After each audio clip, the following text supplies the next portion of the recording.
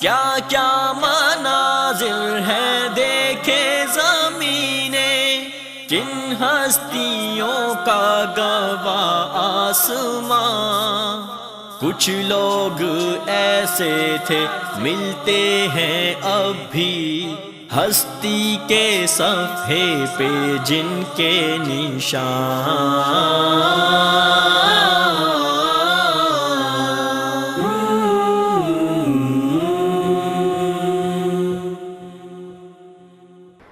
نحمده ونصلي على رسوله الكريم اما بعد فاعوذ بالله من الشیطان الرجیم بسم اللہ الرحمن الرحیم رب اشرح لي صدری ويسر لي امری واحلل عقدة من لسانی یفقهوا قولی رب زدنا علما۔ میرے ساتھ مل کر پڑھیے اللہم ارنا الحق حقا وارزقنا اتباعہ۔ اے اللہ ہمیں حق کو حق بنا کے دکھا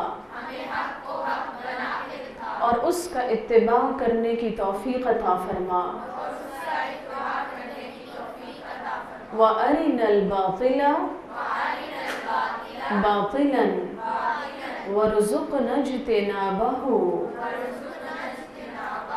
اے اللہ ہمیں برائی کو برائی بنا کے دکھا اور اس سے بچنے کی ہمت عطا فرما۔ الہی آمین۔ سورۃ یوسف آیت نمبر 8 تک کی تفسیر میں ہم نے دیکھا کہ یوسف علیہ السلام اور ان کے بھائیوں کا انداز گفتگو بالکل مختلف ہے۔ یوسف علیہ السلام اور ان کے بھائیوں کا اپنے والد صاحب کے ساتھ رویہ مختلف ہے، انداز کلام مختلف ہے۔ یعنی آپ سے سوال یہ پوچھا جا سکتا ہے کہ یوسف علیہ السلام اور ان کے بھائیوں کے درمیان آپ کیا فرق محسوس کرتے ہیں؟ تو اس میں آپ کو یہ بات بتانی چاہیے کہ ان دونوں کا انداز گفتگو مختلف ہے اور والد کے ساتھ دونوں کا ایٹیچیوڈ مختلف ہے، رویہ مختلف ہے۔ پھر آیت نمبر 9، یوسف علیہ السلام کے بھائی یعنی اخوان یوسف۔ اخوان یوسف کا کیا مطلب ہے؟ یوسف علیہ السلام کے بھائی۔ اخوان یوسف کے دل میں یوسف علیہ السلام کے لیے حسد تھا۔ حسد کی وجہ تکبر۔ انہیں کس چیز پر تکبر تھا؟ کہ ہم 10 بھائی ہیں، ہم ایک بڑا مضبوط جتھا ہیں، لہٰذا ہمارے والد کو چاہیے کہ وہ ہم سے زیادہ محبت کریں، ہمیں زیادہ توجہ دیں۔ پھر یہاں ہم نے اس سوال کو ڈسکس کیا کہ اگر ہم یہ چاہتے ہیں کہ ہمارے والدین ہم سے محبت کریں تو اس کے لیے ہمیں اپنے اندر کن خوبیوں کو پیدا کرنا چاہیے، ہمارا رویہ کیا ہونا چاہیے۔ کسی کے تھوڑا یا زیادہ ہونے کی وجہ سے، کسی کے چھوٹا یا بڑا ہونے کی وجہ سے کوئی محبوب نہیں ہو سکتا، بلکہ ایک شخص اگر اچھا انسان ہے، اپنی اچھی سوچ، اچھی گفتگو اور اچھے انداز اور اچھے معاملات کے ذریعے وہ دوسرے سے محبت اور احترام لے سکتا ہے۔ لیکن یوسف علیہ السلام کے بھائیوں کے دلوں میں ان کے لیے جو حسد تھا، اس حسد کی بنا پر کیا ہوا؟ انہوں نے یہ فیصلہ کیا کہ یوسف علیہ السلام کو قتل کر دیں یا اس کو کہیں پھینک دیں تاکہ نہ وہ گھر میں ہوں، نہ ہی والد کی توجہ ان کی طرف جائے بلکہ والد باقی بھائیوں کی طرف توجہ کریں۔ اور کہا کہ وَتَكُونُوا مِن بَعْدِهِ قَوْمًا صَالِحِينَ، پہلے یوسف کو قتل کر دو اور بعد میں نیک بن جانا۔ لہٰذا اگر کوئی شخص کہیں تنہائی میں بیٹھا برائی کا ارادہ کر رہا ہے اور وہ یہ سوچتا ہے پہلے میں ایسے ایسے کر لوں اور پھر میں دوسرے کے سامنے بڑھ چڑھ کے بولوں گا اور میں کہوں گا نہیں میں نے تو کچھ نہیں کیا، یا قسمیں کھا کے کہوں گا کہ میں نے تو فلاں برائی نہیں کی، لیکن آپ دیکھیے کہ ان کے ایک ایک ارادے کو اللہ رب العزت نے کھول کے بیان کر دیا.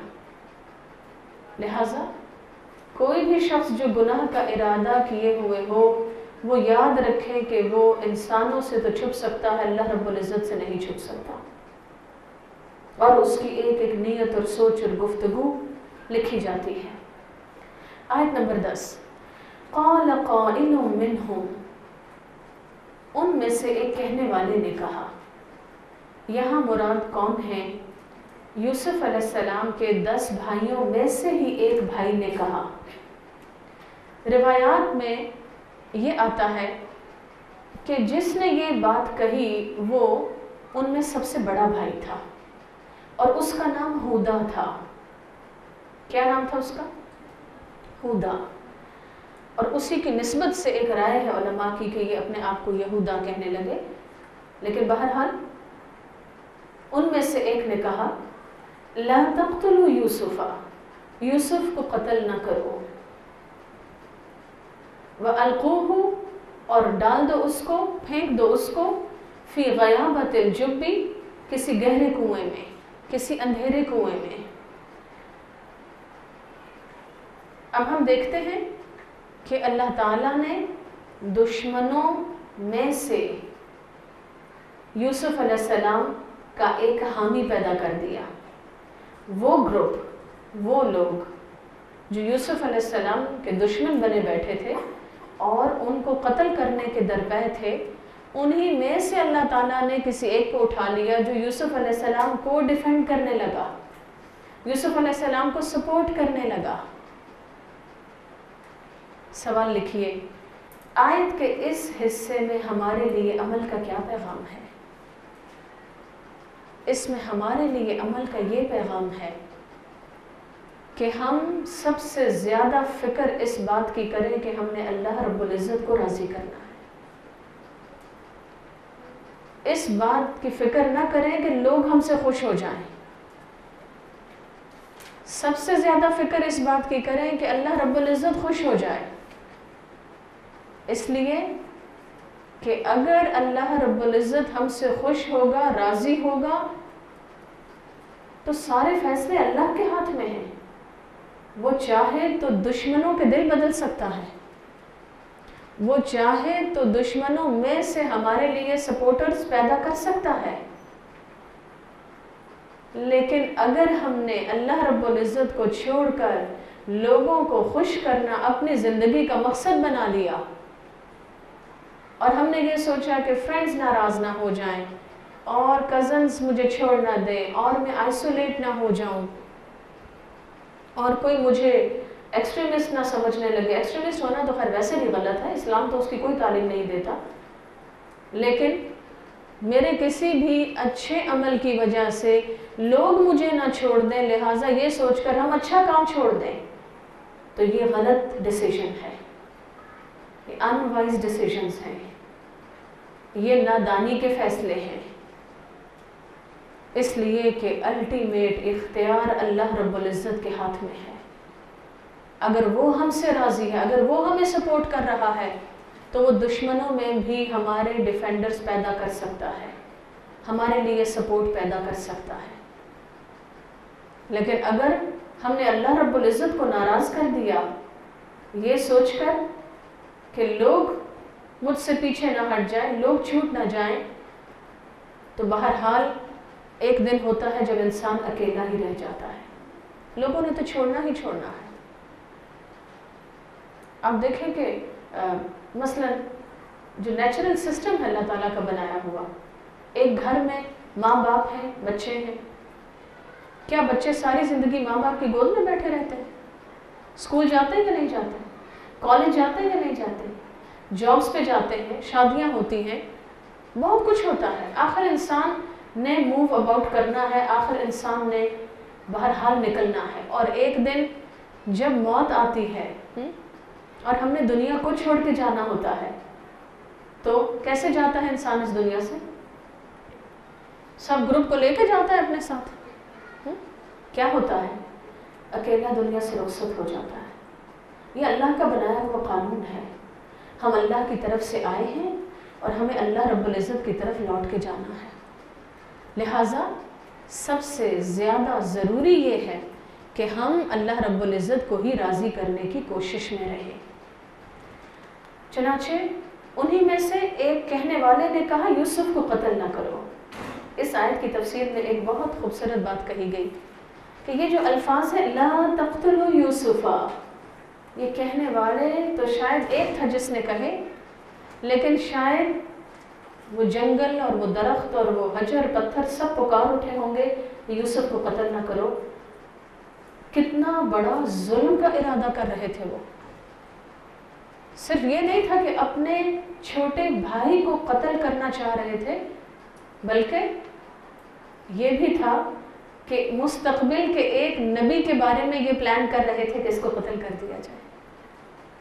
اور وہ یوسف علیہ السلام جو ایک مستقبل میں ہونے والا نبی، ایک نبی کا یعنی یعقوب علیہ السلام کا بیٹا، دوسرے نبی اسحاق علیہ السلام کا پوتا، تیسرے نبی ابراہیم علیہ السلام کا پڑ پوتا، یعنی اتنی گرینڈ پوزیشن والا شخص، اور اس کے بارے میں یہ ارادہ کہ اس کو مار ڈالو، اس کو قتل کر دو.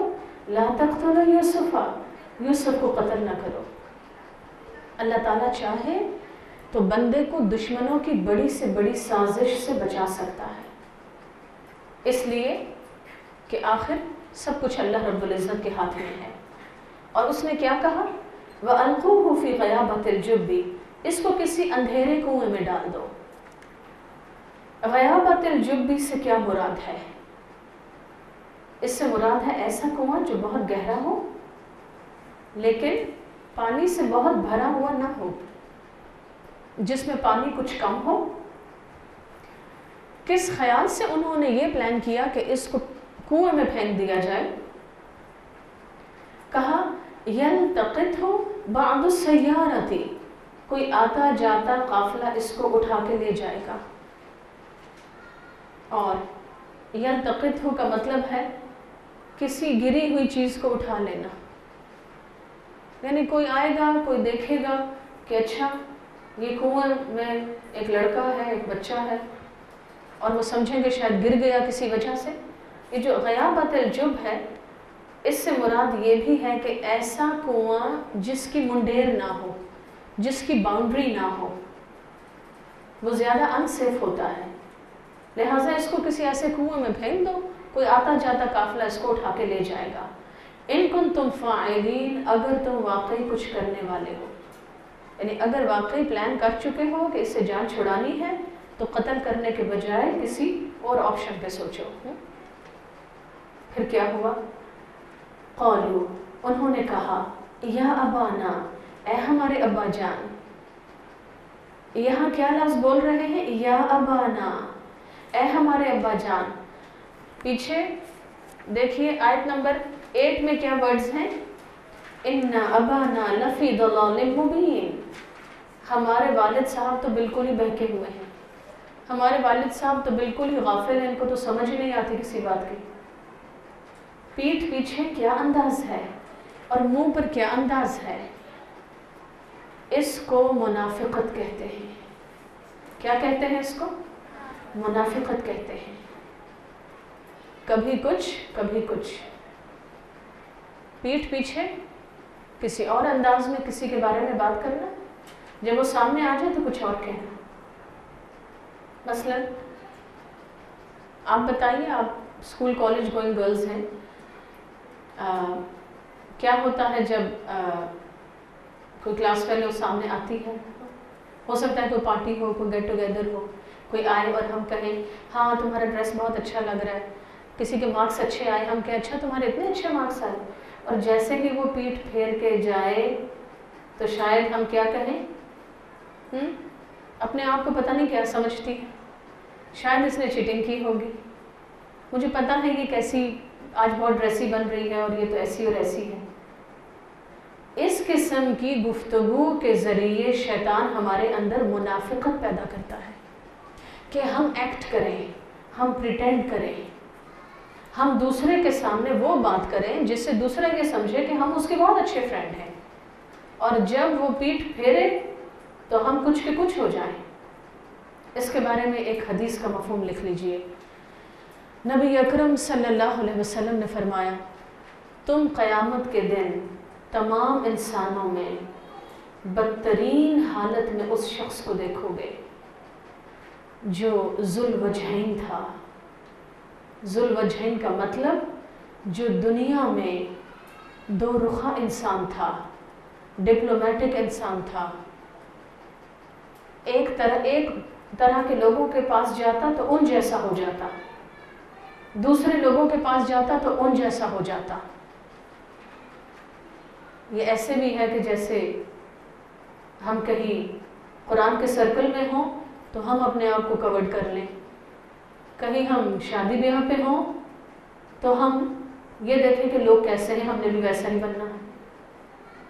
مثلا اسکول کالج میں کوئی ایسا فنکشن ہے، کوئی قرآن کا سرکل ہے تو وہاں ہمارا گیٹ اپ کچھ اور ہو، اور جس دن وہاں کوئی پارٹی ہے، کوئی گیٹ ٹوگیدر ہے، اس دن ہم کچھ اور ہوں، یا کسی انسان سے منہ پر ہم کچھ اور ہوں، پیٹھ پیچھے کچھ اور ہوں۔ ایک روایت کا مفہوم ہے کہ آپ نے فرمایا ایسے شخص کے منہ میں قیامت کے دن آگ کی 2 زبانیں ہوں گی، آگ کی 2 زبانیں ہوں گی، کبھی کچھ کبھی کچھ۔ اچھا، یہ جو منافقانہ رویہ ہے اس قسم کا کہ جس کی وجہ سے انسان غیبت کرتا ہے، اس کے پیچھے بھی حسد ہوتا ہے، ہم جیلس ہوتے ہیں، یا خود پسندی ہوتی ہے، تکبر ہوتا ہے، ہم اپنے آپ کو سیٹسفائی کرنا چاہتے ہیں کہ یہ شخص اگر اچھا لگ رہا ہے تو دراصل اتنا اچھا نہیں ہے، کوئی نہ کوئی ایسا کمنٹ کرو، کوئی نہ کوئی ایسی بات کرو کہ یہ لیٹ ڈاؤن ہو جائے اور یہ ثابت ہو جائے کہ یہ اچھا نہیں ہے، ہم ہی اچھے ہیں۔ اچھا، ایک اور ریفرنس لکھ لیجئے۔ پہلا انسانی قتل جب قابیل نے حابیل کو قتل کیا وہ بھی حسد کی وجہ سے ہوا تھا۔ کس وجہ سے ہوا تھا؟ حسد کی وجہ سے۔ اور حسد کی وجہ تکبر ہے، اپنے آپ کو بڑی چیز سمجھنا، کسی دوسرے کو اپنے پیرالل برداشت نہ کرنا۔ تو جب پہلا قتل ہوا، قابیل نے حابیل کو قتل کیا، وہ بھی حسد کی وجہ سے ہوا۔ غیبت کے پیچھے بھی، ذو الوجہین ہونے کے پیچھے بھی جو انسینٹیو ہے، جو موٹیو ہے، بیسیکلی وہ یہی ہے، حسد ہے، جیلسی ہے، یا خود پسندی اور تکبر ہے کہ میں بڑی چیز ہوں۔ لہٰذا لکھ لیجئے عمل کی بات، کرنا کیا ہے؟ میں نے اپنی فرینڈز، اپنے بہن بھائیوں، اپنی کزنز کی غیبت نہیں کرنی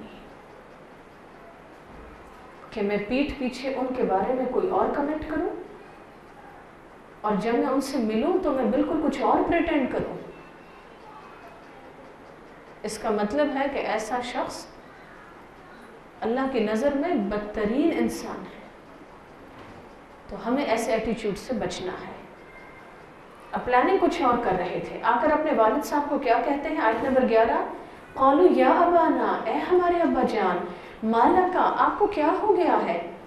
لا تأمنا، آپ ہم پہ اعتبار نہیں کرتے، آپ ہم پہ ٹرسٹ نہیں کرتے، علی یوسف، یوسف کے معاملے میں، وَإِنَّا لَهُ لَنَاصِحُونَ، حالانکہ ہم تو اس کی بہت خیر خواہ ہیں، ہم اس کے ویل وشر ہیں، ہم اس کا برا تو نہیں چاہتے، ہم اس کے بھائی ہیں، اور آپ کو کیا ہو گیا؟ آپ تو ہم پہ ٹرسٹ ہی نہیں کرتے۔ تو آپ کیا کریں؟ ارسلہ، بھیجیں اس کو، معانا، ہمارے ساتھ بھیجیں، ہمارا بھائی ہے، غدن، کل، کس لیے؟ یرتع ویلعب، کچھ کھا پی لے گا، کھیل کود لے گا، وَإِنَّا لَهُ لَحَافِظُونَ، اور آپ اس کی حفاظت کے لیے پریشان نہ ہو، ہم اس کی حفاظت کریں گے۔ جیسے ہم پکنک پہ جاتے ہیں تو کیا کہتے ہیں کہ چلیں وہاں کچھ کھیل کود لیں گے بچے اور کچھ کھا پی لیں گے۔ تو انہوں نے ایک طرح سے پکنک کا پلان کیا، اور والد کو کیا کہا کہ آپ کو کیا ہو گیا ابا جان، آپ ہم پہ ٹرسٹ کیوں نہیں کرتے؟ اور کیا کرنا چاہیے؟ آپ ہم پہ ٹرسٹ کریں، یوسف کو ہمارے ساتھ بھیجیں، ہم کل پکنک پہ جا رہے ہیں، کھا پی لے گا، فریش ہو جائے گا۔ اچھا، یہ انہوں نے کیوں کہا کہ آپ ہم پہ ٹرسٹ کیوں نہیں کرتے؟ اپنے فادر کو انہوں نے ایک ڈیفینسو پوزیشن پہ لانے کی کوشش کی۔ یہ بالکل ایسے ہے جیسے پیرنٹس جب ہمیں کہتے ہیں، بچوں کو کہتے ہیں کہ بیٹا نیٹ پہ چیٹنگ نہیں ہونی چاہیے،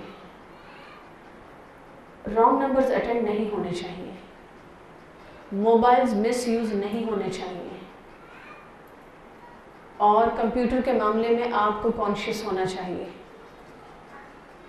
تو اب ہم اگر کچھ غلط کرنا چاہتے ہیں تو شاید شیطان ہمیں یہ بات سجھائے کہ بجائے ماں باپ کی بات ماننے کے کیا کہو، پتہ نہیں ماما آپ کو کیا ہو گیا، آپ تو مجھ پہ ٹرسٹ ہی نہیں کرتے، پتہ نہیں بابا آپ کو کیا ہو گیا، آپ ٹرسٹ نہیں کرتے، حالانکہ میرے تو ذہن میں کچھ بھی نہیں ہے۔ ایک جملہ لکھ لیں، کبھی بھی اپنے آپ کو اوور کانفیڈنٹ نہ سمجھیں۔ شرم و حیا میں اور کانفیڈنس میں فرق ہے، فرق ملحوظ رکھیں۔